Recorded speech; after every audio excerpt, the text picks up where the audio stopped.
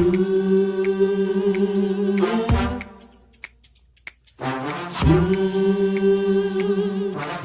talk to God.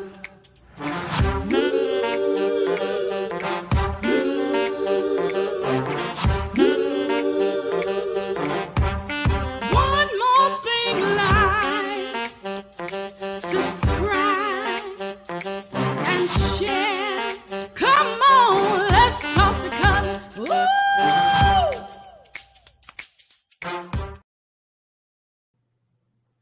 Hey everybody, it's Cutler here on the Let's Talk with Cutler broadcast. It is the 13th of September. It's another Tuesday. The week has begun, and I hope you're having a fantastic week. Listen, just in case this is your first time stopping by my channel, I want to tell you what this channel is all about. It's about inspiration, motivation. It is about challenging ourselves to show up a little bit better tomorrow than we did today. It doesn't mean that today was a flop or a failure or anything like that, but we're taking a moment to be retrospective and see what can I do tomorrow. What can I learn from today that catapults me into a better place tomorrow? As a matter of fact, it's about making sure that I showed up better today than I did yesterday. It doesn't mean that today was a failure or flop, but it means that each day I'm trying to get better. And as I always say, better does not happen 5 years later or 10 years later, but better happens as soon as you think about it. Better happens as soon as you visualize it, as soon as you conceptualize it. Better happens as soon as you think about it, as soon as you want better to happen. And it is a space where we all can live, where we all can exist. We can coexist in that space together. So welcome to a conversation where we discuss better. Listen, do me a favor. I want to also let you know that today is the birthday of a very special person. Excuse me. I have two producers and we all call ourselves triplets. And today is triplet Devin's birthday. So if you get a chance, you write it and you can write it in the chat. And I'll mention this a little bit later because I don't know if she's all celebrated or what's going on. But if you get a chance to write happy birthday triplet or happy birthday Devin or something in the chat, do me a favor and go ahead and do that. But if this is your first time stopping by, please know that there's enough bad news out there. There's enough bad news that we hear about everywhere else in the world. So we want to talk about stuff that's positive, stuff that's uplifting, stuff that challenges us. Sometimes we don't like to be challenged, but I try to be challenging in a very courteous and a very respectful way because someone challenged me once and they told me you can be better than that. You don't have to settle. You can be better. And I respected that so much. And I thought that I would just take that and parlay that into conversations that I'm having with you all. So again, come on over into the chat. If this is your first time, go ahead and subscribe. What are you waiting for? We have so much fun here. We enjoy our discussions. I enjoy reading the emails. I enjoy getting the feedback. So come on over. Invite other people to come on and just take about 1,800 seconds out your day. This is what we do on Tuesdays and Thursdays. We take about 1,800 seconds to have a conversation and perhaps offer something that offers at least one nugget, something that will help us to reflect, something that will inspire us, something that will motivate us, and something that will challenge us. So again, today is the birthday of one of my triplets. Now, we're not biological triplets, but we are just so close. And today is Devin's birthday. So if you get a chance to write it in the chat, please go ahead and say happy birthday, Devin, or happy birthday, triplet. She'll get it on the replay just in case she's out partying. But let me shout out the LTTC VIPs, the people who jumped into the chat first. I want to acknowledge them. They are, let's see, Annie Cutler said, get aboard, let's ride. That's what we're going to do for the next 1,800 seconds. We're going to get aboard and we're going to ride. We're going to ride to this place that's called Better.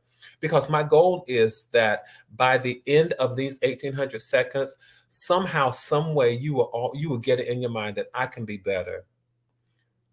Tomorrow does not have to look. The failures or the pitfalls of today don't have to happen tomorrow. And if by chance they happen tomorrow, I'll be able to face them as a more fortified, as a stronger person, because they may happen. I don't want us to operate under the delusion that tomorrow that today may not repeat itself tomorrow. But one of the things I want us to do is to be able to operate in that space tomorrow and say, you know what, I see the same things that I saw yesterday, but guess what? I'm a little bit better. I'm a little more fortified. I'm a little more prepared. I'm a little more resilient. That is the goal. That's the goal. I want to infuse better in us however I can. So you're right. Annie Cutler says, "Get aboard, let's ride. We're going to this space, and this place is called Better." And this Sonia Bailey says, "Hello, good evening, everyone. Good evening to you, my good friend. Hope all is well with you and your family and everybody." And then our good friend, I'm calling everybody good friends because you are. Our good friend Paula D says, "Hello, everyone. Paula, hope you're doing well. Certainly give my love to Miss Evelyn, and tell the family that I said hi. And I hope that you all are doing well. All right, so let's get started with our conversation. The conversation today, I have to tell you all this. I am guilty. I am guilty of today's conversation. Really deals with something that I was once guilty of. I'm no longer guilty. I almost started singing. I almost burst out and start singing. But I'm going to have to tell y'all this. Today's conversation, this evening's conversation, really deals with something that I used to be guilty of. And I had to learn how to free myself from this thing. I operated in this space of holding grudges. I operated in this space of Auntie, my good friend. It's good to see you. You're just in time. I want to let you all know. This evening's conversation. It's something that I used to be guilty of. I'm no longer guilty of it, so I'll just go ahead and confess. But I'll go ahead and admit my victory over this thing.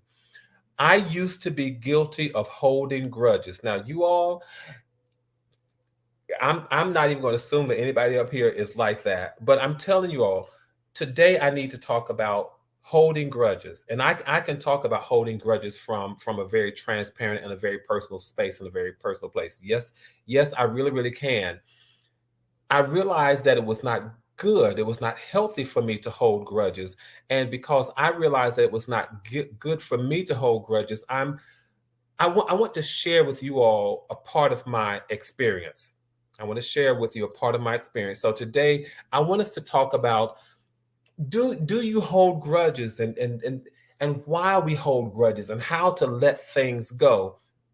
There are some times that we just can't let things go. Why do you all think we hold grudges? I really want and need you all to talk back to me. So go ahead and do a thumbs up on this conversation, because this might be a conversation that challenges us. I said that this conversation, that our reason for being on this channel here is about inspiration and motivation. And sometimes it's about being challenged to show up a little bit better. And for me, this is just a moment of reflection, and that I want to share with you all, because I used to hold grudges and it did not make me a good person. It did not make for the best version of me that I knew I was possible of becoming.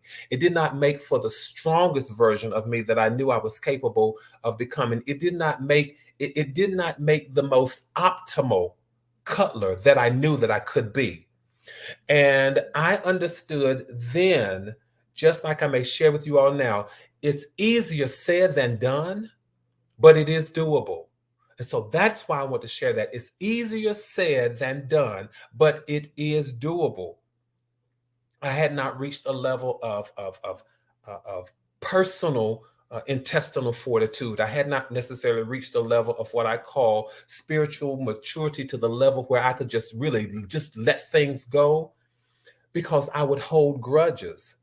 But one of the things that I had to ask myself was, why am I holding this grudge? What is going on? Is it a need for validation? Is it because, there's some sort of moral superiority that I thought I may have had? Is it just the inability to let go? Why do you all think we hold grudges? You all talk to me, please, because it is my hope that as we're having this conversation, someone else might either catch the replay, or someone else might be watching from the sidelines, or jump in the chat and say, you know what, I'm guilty of that. And I don't like that version of me.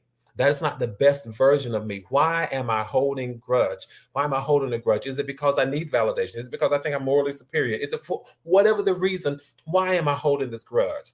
What I can tell you is this, you all, and I want you all to be empowered by our conversation this evening and learn. Let's at least open the door to the possibility of letting things go. Let me say that again. Let us at least open the door to the possibility of letting things go. Some of us are holding on to negative thoughts, and we're holding on to negative perspectives and negative ways of seeing things and negative opinions that we had 20, 30, and 40 years ago, and we have not let go of that viewpoint, of that vantage point, of that perspective, or that opinion. We're still holding on to that negative thing, to that grudge.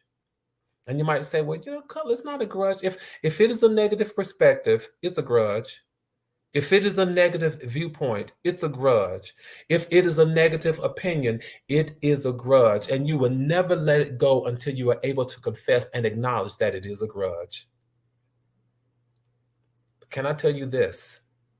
One of the things that you don't want to end up happening to you is that you develop anxiety and you develop depression and you develop this, post-traumatic distress, and that you develop personality disorders and you develop, you start panicking and all these phobias, because sometimes that comes about because you've internalized so much negativity. I know people who think that someone is always after them because of what they've harbored inside.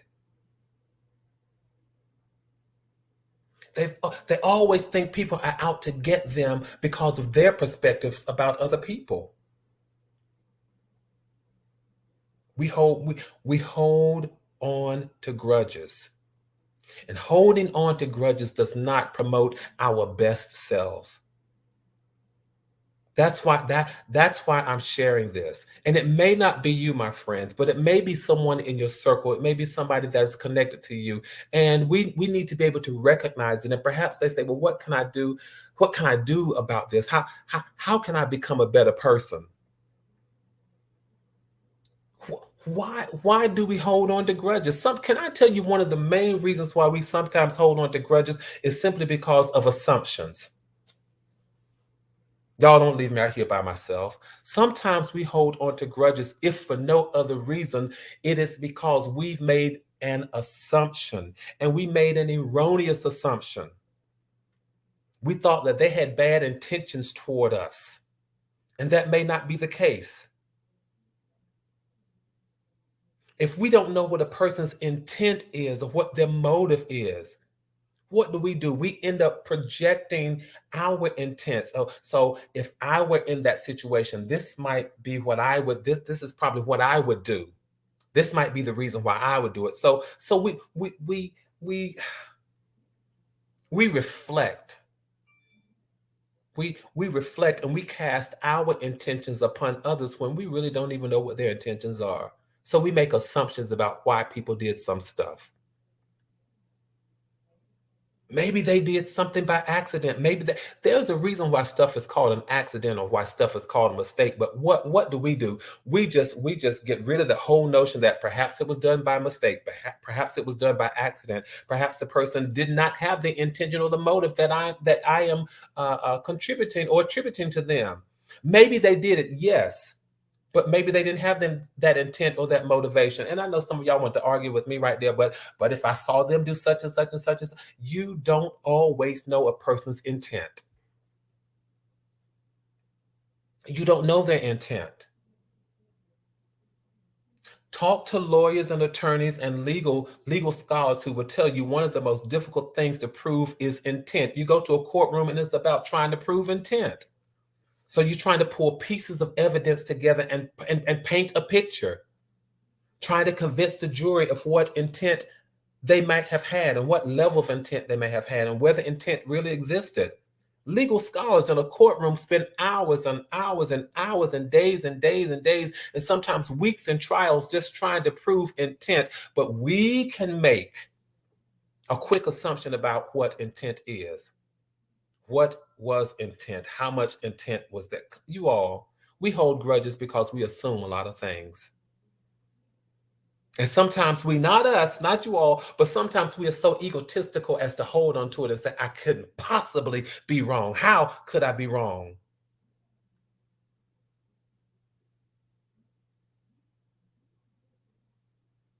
Thank you. Annie Cutler says, I learned that you are really hurting yourself when you hold on to grudges. Thank you, Sonia. Sonia says, try to give people the same grace that you want to receive. Thank you all for that. Absolutely. I concur wholeheartedly. We don't want people to misunderstand us. We want people to give us the grace of possibly making a mistake, but we don't want to give it to other people. We project all sorts of negative intentions onto others. And guess what happens then? We feel like we have been wronged because now sometimes we want to be victimized. Sometimes we get a high out of feeling victimized. And so what happens then? A grudge is born.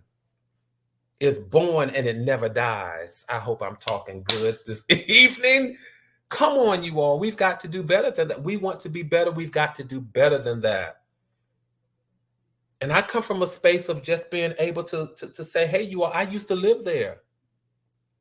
I would hold on to grudges. Got a high out of feeling like I was always wrong and I was always the victim. Let it go. Stop making the assumptions. Stop making these intentions. That's one of the things that we do. We assume. And then something else that we do, and I've discovered this, you all, and I work with it. I really had to work with this one because one of the things that I can share with people now is that we have unrealistic expectations of other people. We have unrealistic expectations. We have these high and lofty expectations. And when people don't deliver what we expected, we become insulted, we become disappointed, we become disenchanted. And many times we have these unrealistic expectations without ever having even communicated to the other person. We've got to do better than that. We have got to do better than that. We set these lofty expectations. We don't communicate them. And then we become upset when the person does not meet the expectations that we had but did not communicate. I hope I'm sharing this with somebody who can receive it. We've got to do better. We become distressed, disheartened. Because now they didn't meet our expectation. But what do we do, or what do we not do? We didn't communicate. Thank you, McDonald. Or perhaps we have not set boundaries. Thank you all so much for putting this in the chat. These are good pieces to add to this conversation. We hold on to grudges. We're looking at ourselves. No one can look at us better than we can. And sometimes we'll look the other way because we don't like what we see. But one of the things that we vow to do in this space is to create a safe space where we can talk about so many things. We want to be better. And sometimes better is highlighting the good and the wonderful things that we do and the wonderful things that we have.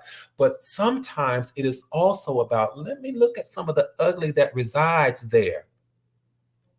See what's going on. Because then what happens when we make assumptions? What happens when we have these unrealistic expectations that they don't meet? Thank you, Linda. So what happens when we make assumptions, when we have unrealistic expectations, Linda, you're right on target. Grudges can cause us to behave badly against that person. So you've made an assumption without understanding their intentions. You have set the mark in terms of what you expect from them without communicating it.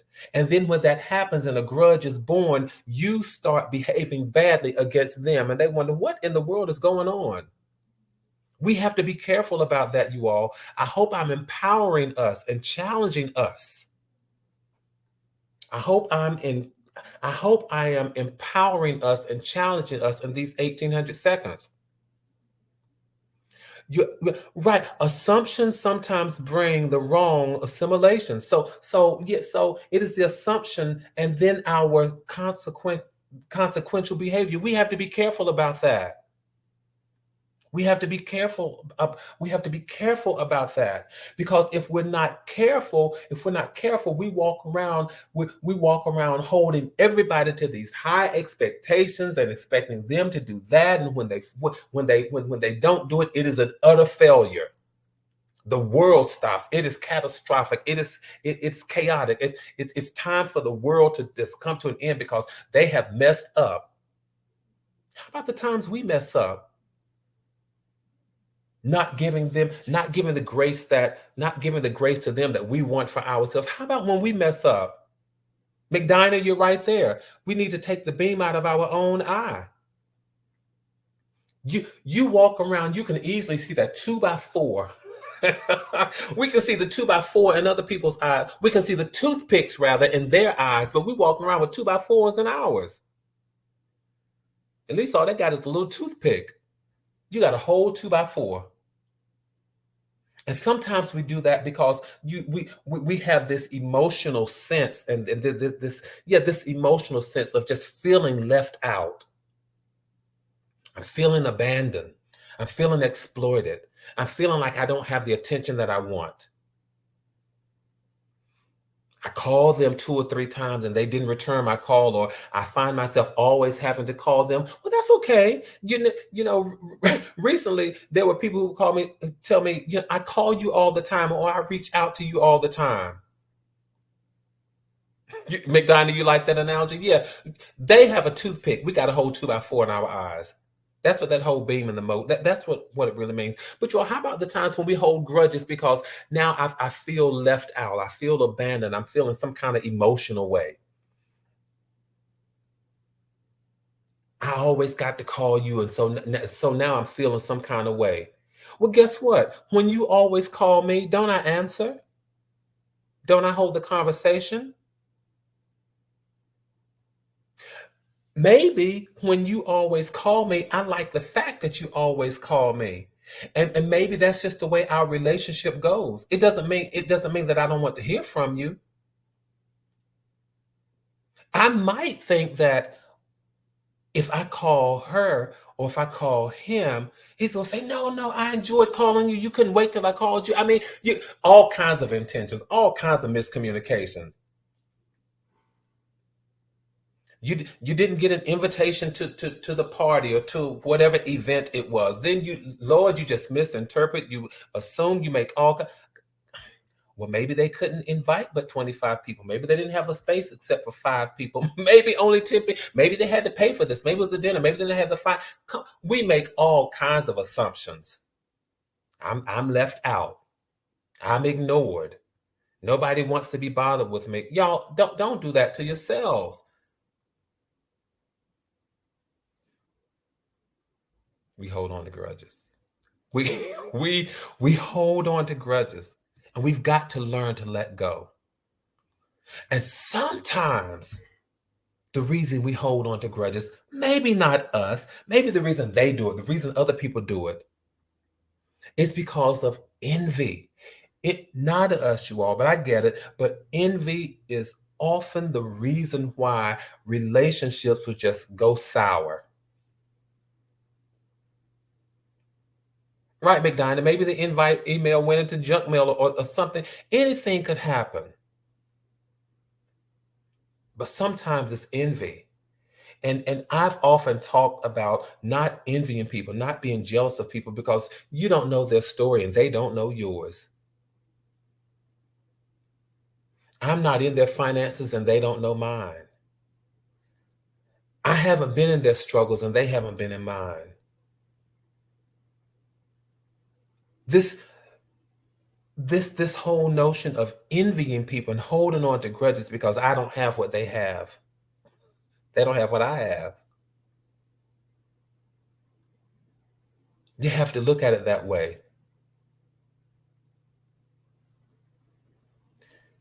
They might have